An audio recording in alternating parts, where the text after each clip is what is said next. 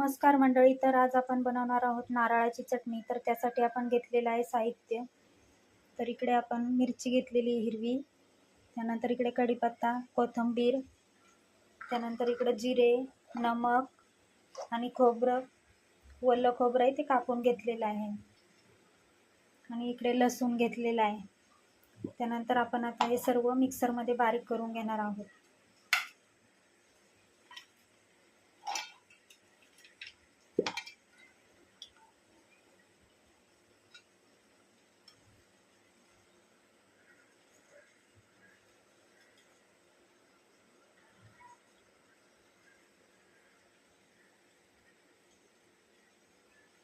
तर आपण आपल्याला जेवढं बनवायचंय त्याप्रमाणे अंदाजाप्रमाणे घेऊया सर्व. आता आपण याला मिक्सरमध्ये बारीक करून घेऊया.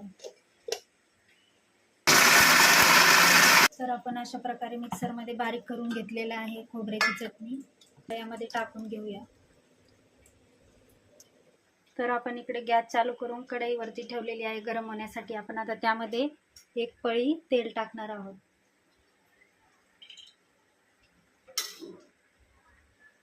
आणि तेल गरम झाल्यानंतर त्यामध्ये आपण थोडासा कढीपत्ता टाकणार आहोत.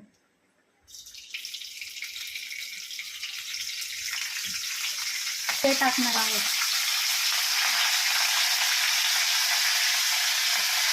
आणि थोडीशी हळद टाकणार आहोत. तर हे सर्व असं मिक्स करून घेणार आहोत. तर आपण यामध्ये आता थोडीशी मोहरी टाकून घेणार आहोत.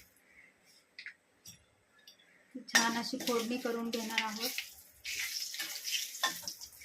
त्यानंतर आपण मिक्सरमध्ये बारीक करून घेतलेलं खोबरं, हिरवी मिरची वगैरे सर्व मिक्स यामध्ये टाकणार आहोत.